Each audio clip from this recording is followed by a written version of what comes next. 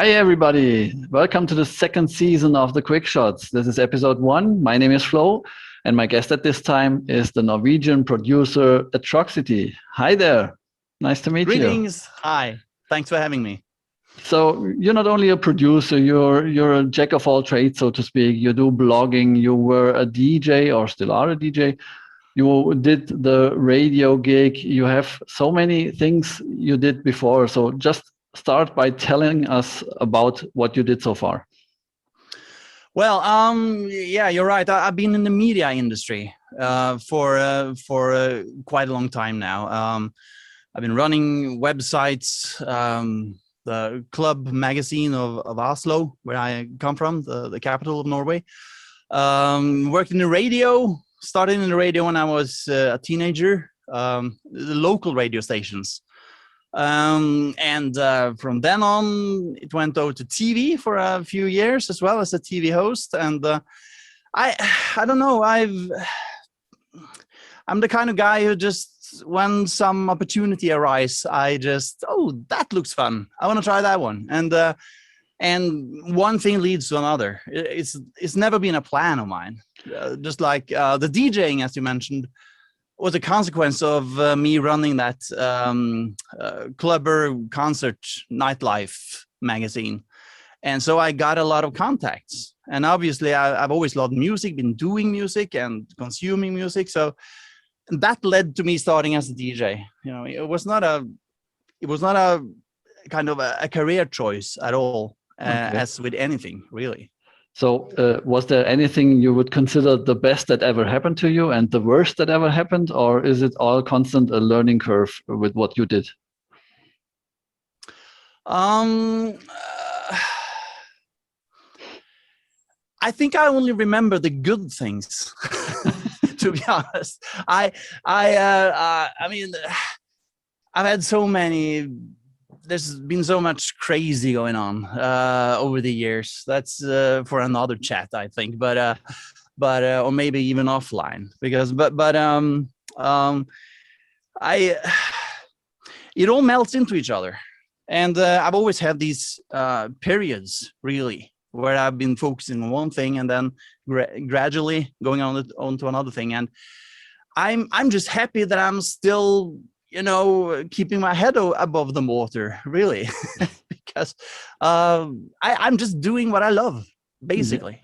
And I've had a certain kind of luck with it, probably. Was there a certain point where in your life where you thought, okay, that's it, I'm going to be a producer or a musician, or was it a slow process of things? Actually, music making was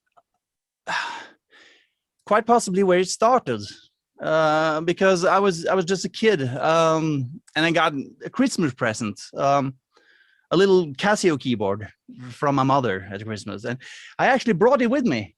I still have it. See here. This was the starting point of your career. Yes. This little thing here, and it has as a sampler. I think this is the world's first keyboard with integrated sampler. Whoa! It's just a toy. It's like 1.5 seconds of 8-bit lo-fi sampling. But that's the thing that started it. And I've been doing music on and off. I have a rather, you know, creative mind. I like to create stuff, really.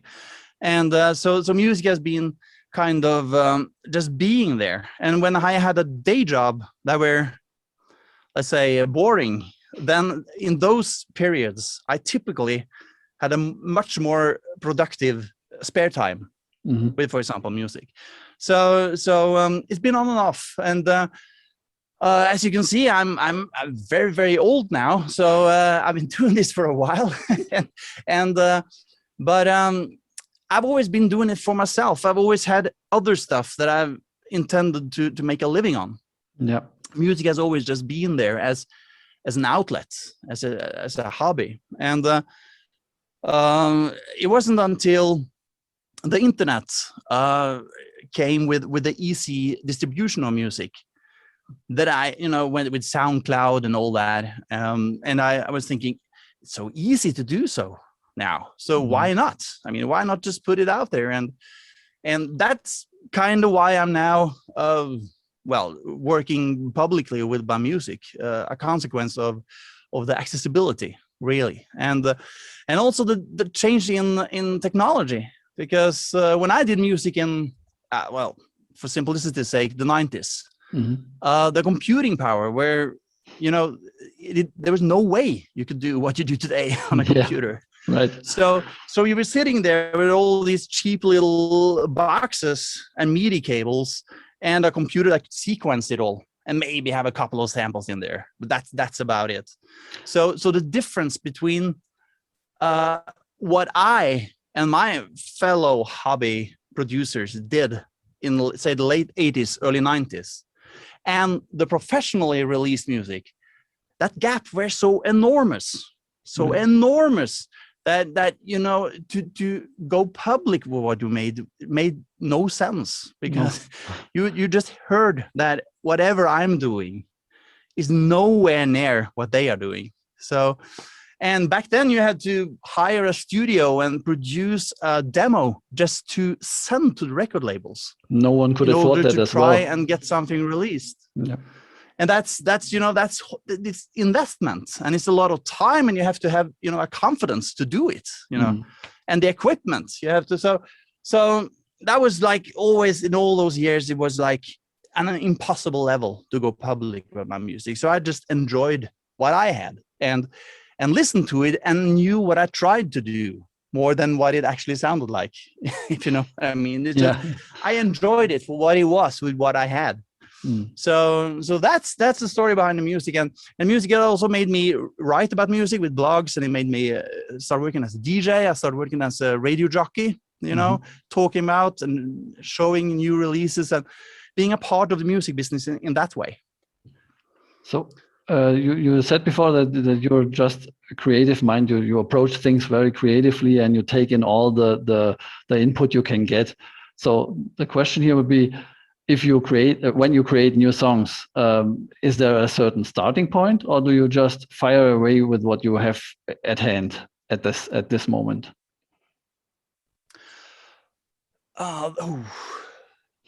That I think I start out with an idea, but usually it's just a rough idea of what I want to do. I have, like, for example, I want to make an underground deep house kind of track, and I start playing around, and one thing leads to another, and I may end up with something quite different.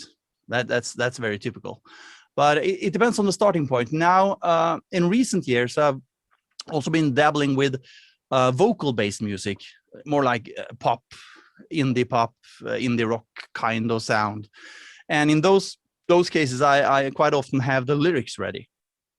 I just have no idea what the song's gonna be. I have the words, and I have the vibe of the lyrics. The you know what I mean? The kind of, is this a silly song? Is it a dark song? Is it a up tempo? Is it, you know, and I take it from there. Sometimes you just work around the sample or the starting 4 seconds you got, and then you work around the fully fledged song around that scene. Yeah, roughly. Okay, now we're going real deep in technically here, but what I typically do is that I get down the rough sketch of the full track pretty early in the process. I don't get stuck on a 4-beat loop and try to perfectionist kind of style that I see a lot of guys do. They are working their ass off to get the snare sound right, you know? And so I just roll out the sketch, and I'm thinking there's gonna be a chorus there, and there twice at the end, roughly, maybe, or if there's a progressive house track, there's gonna be a long wide break there. Around there, and I just build it from there.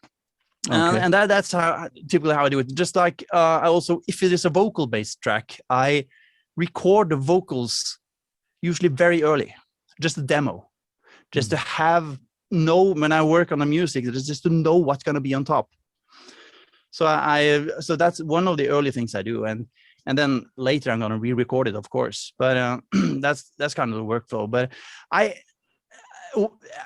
like I said, I've been doing this for a few years now, and for a very long time, I didn't really have an idea or when I started on a track, and man, how many tracks that were like 40% done back then. Because I didn't really have an idea. I just wanted to make music, and I've managed to change that approach into. When I'm entering the studio, I do know roughly what I'm gonna make. Okay. So, and that's just it comes with experience, I guess.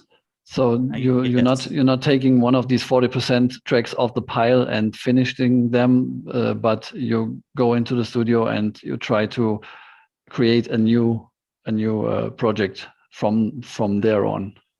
Yeah, like make I as soon as possible make something that works as a kind of a demo, a very early demo. Okay. Just to have that, because it's easier to build on. And I've tried to return to some of those old projects, but it's so boring, that those are dead. And another thing I've experienced is that when you start on a project and you don't really get anywhere, at some point you have to realize that what you're doing is just junk. It's trash. It's not worth completing. No. So don't waste more time on it. Start all over. Do it again. That's probably the reason why you can't. But it's a hard thing to do as well, because if you put a lot of work into it until you reach that dead end, it's a hard thing to just let it go and focus on new things. Yes, it is. It's very much so. But it's even worse if you spend 3 times as much time as you had up until that point and still don't really get anywhere.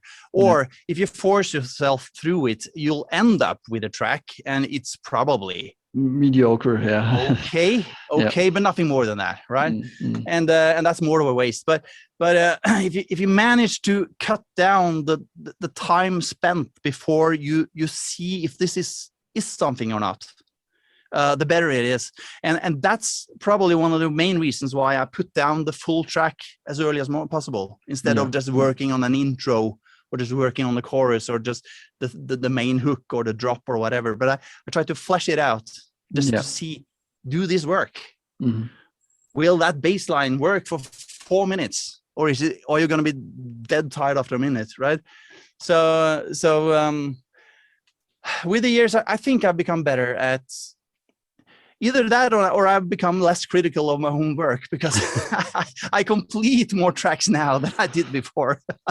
Talking of the critic in you, as we mentioned before, you're also a blogger, and a very active one, because we share the same platform to do so. What would you say? There's Atroxity, the blogger and the musician.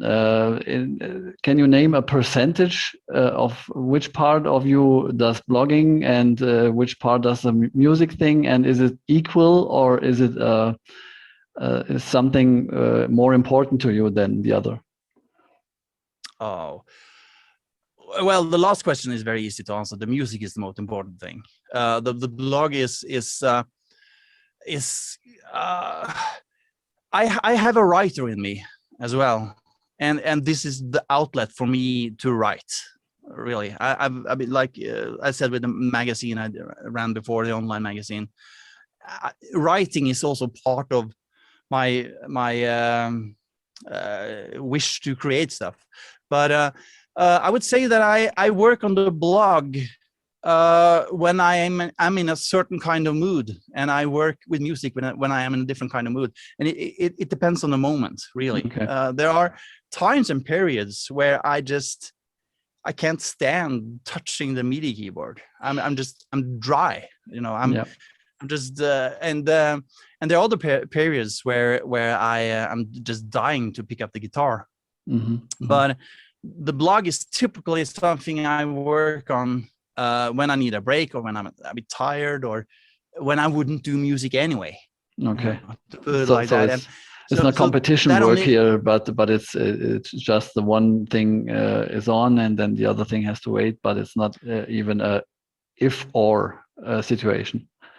Exactly, because I am the kind of person that have to do something.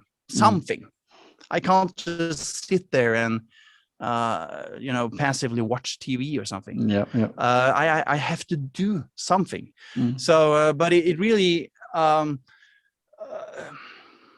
sometimes, I have responsibilities, because when people submit music to me and I say, hey, I want to write about this one, they're waiting for me to write about it. There is a commitment there that I have to follow up. But I think I've managed to balance it out, so I don't promise too much, or I'm just messaging them and say, I'm sorry, I'm working on my own EP right now. I have to give it priority if I'm in that mental mood. But no, it just fills out my awake hours. But I wouldn't say they are competitive to each other. Yeah. They're more like fulfilling to each other. Okay. So with all the things you already do, you mentioned to me before that you're having this idea of going live with a radio station, internet-based radio station. So tell me, or tell us about the idea behind this, because I'm dying to know when this is going to happen. Yeah. Well, like I said, I've been working in radio for many years, and I kind of miss that, just like I missed writing. That's why I started with the blog again. And I have this idea of making a radio station that is kind of what I did back in the days. That was, short news stories or short studio segments and music mixed up, typical music daytime radio. Mm-hmm. But my idea is that I want to portray a world that is very different from reality and present that as being the reality.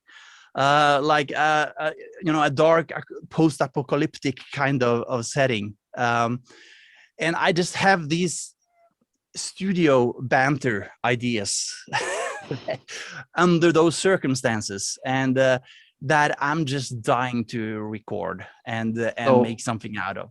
Would you be sort of the narrator to this scenario and guiding the listener through it, or? Are you a gamer? Yeah. Do you know Fallout? Yeah. The radio stations on Fallout. Yeah. That's music and some guy. Yeah, talking. Usually kind of lunatic. Mm-hmm. That is just saying, and they're as you progress in the game, they are commenting on stuff as you fulfill missions and so on. That kind of radio, like that. Yeah, yeah.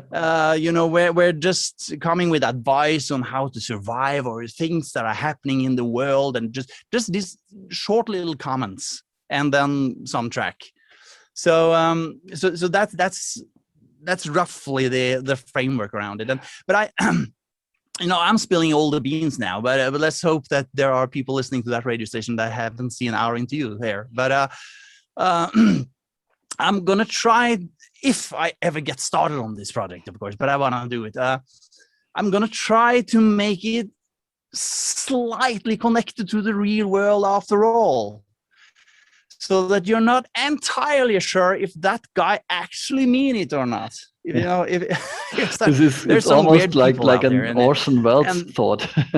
Yes, and there are people out there who believe the Earth is flat and are making survival bunkers, and they are thinking that there is this huge conspiracy that all these ideas that are completely bunkers. There are actual people that are actually believing it today. So I can push it rather far and still be within the sphere of their reality, to put it like that. I guess we have to add the job description novel writer to your resume as well, because this one would be a perfect audio novel for podcasts to come. Exactly. It could be secretly I could really make it as a promotion for an upcoming novel or something. Right. Or maybe an upcoming album for that matter. But I love to just play around with my imagination. I'm a daydreamer. There's not a day without me imagining myself in some kind of other setting than what I am in. It's just how I am. So that's gonna be fun if I get around to it. It's quite a lot of work, but everyone can make an internet radio station today. It doesn't cost much, other than it's what you mentioned before. Since the internet or since broadband or something, it's not really magic anymore. It's just a matter of time and an idea in your head. So yeah, it really is power to the people. Just like music production today, you can now in your home computer make a track that is of the high-end studio sound quality. Yeah. If you're not an audio engineer, you won't notice any difference between such a track and a track that has been recorded in a studio. Of course, if you're a regular Joe with not so sensitive ears. So that's yeah. Well, if you do acoustic recordings, then it is room treatment and there's a lot of microphones and stuff. But if you are making instrumentals with electronic music, then you can totally emulate a professional studio. Totally. Speaking of mixing the own tracks, what are the projects for this year for you besides the radio thing, if that happens? So do you have any ideas for new tracks or new projects so far? I'm actually working on a new EP now that is I hopefully out in the during roughly mid-June, I think, early or mid-June. So in about a month's time. And so that's where my head is right now. And I plan on releasing 4 EPs this year. I had one just around New Year's Eve, and and there's gonna be 2 more after this one, if I can come up with good enough tracks, of course. So they are not connected as in a common theme or something, but they are single projects every time. That's actually interesting that you mentioned, because when I've looked back on the different tracks that I made, and especially those with the lyrics, I also do instrumentals. By all means, that's what I've done most of. But is that most of them are usually quite dark, and they have a character that is of a certain kind, and I've realized that I probably write from the same universe. They are all kind of describing moments or atmospheres in that same kind of universe. So they are kind of connected. And I sometimes feel that what I'm really writing is just scenes to a movie. Because it feels, when I look back at it, I see, oh yeah, that's the gang that is working on the wasteland in that universe. They were, so it is connected, because I guess I'm quite simple-minded. So I'm a science fiction kind of guy. I love futuristic vibes, and I love dark science fiction. I love, so dark ambient, for example, is something typically that I can make, or club music that is very dark and pumping, like and create this cave dance kind of mental images. So and that's gonna continue. But I on the next release that I have now, I have actually tried to recreate some of the vibes of my own heroes when I was a kid. So it's kind of retro sounding this time, and that's quite different from what I did earlier. So that would be another side from you to listen to. Well, yeah, the side for me is that I hate to repeat myself. Yeah. So when I have made a club track, like the last track now, that was a deep house kind of track, tech house, deep house track. There's no way I'm gonna make that again in a while, because I can't be bothered with it. I've created a fat bass line, and but I'm gonna return to it, but I need to do something else. And I've been experimenting over the last year. I've been experimenting a bit with vocal-based music. That's quite new for me, and so I'm digging a bit deeper there. So are the these next your release own is actually vocals? Yeah. Okay. I'm using my own vocals. I do everything. I can't sing, but I still sing. I can't play guitars either, but I just do. It's a matter I of just just going for it. It's not a matter of hitting every note correctly. There are even plugins for this today if you want to, but it's not a you can matter do some of mistakes. Yeah. There are, Yeah, of course, but there my are music skilled is artists, but I guess it's just a matter of experimenting and just going for it and see what happens. yeah. It's a combination. My music is a combination of my ideas filtered through my abilities, and that's the result is is so. I just make sure that I don't set the bar too high when I play the guitar. So I know that what I plan on doing, I'm gonna do it. It's gonna work because I don't want to try to sound like one of those really hot shots. No. So it's more a matter of that. I build the project around my own abilities that I know, and then I get disappointed because I discover that it was a bit hard anyway. But then I try and I try and I try, and it works usually somehow eventually. And then I'm a little bit better. So next time I'm gonna play guitar, I'm probably gonna be that little notch better. That's how we learn, isn't it? Right. It's exactly this thing that we all try to inherit in our creative process. It's just a matter of learning things. So, all right, that'll be it for tonight. Thank you very much for being with me tonight and answering all these hard questions of mine. Guys, if you want to know more about Atroxity and his projects, please make sure to check out the links in the description of the video or down this blog post. Make also sure if you're driving not to look at this video, but to listen to the newly invented podcast of the KMS Quickshots. The link is also in the blog description. So that's all for today. Atroxity, thank you again for being here. Thank you. Guys, be safe. Bye. Bye.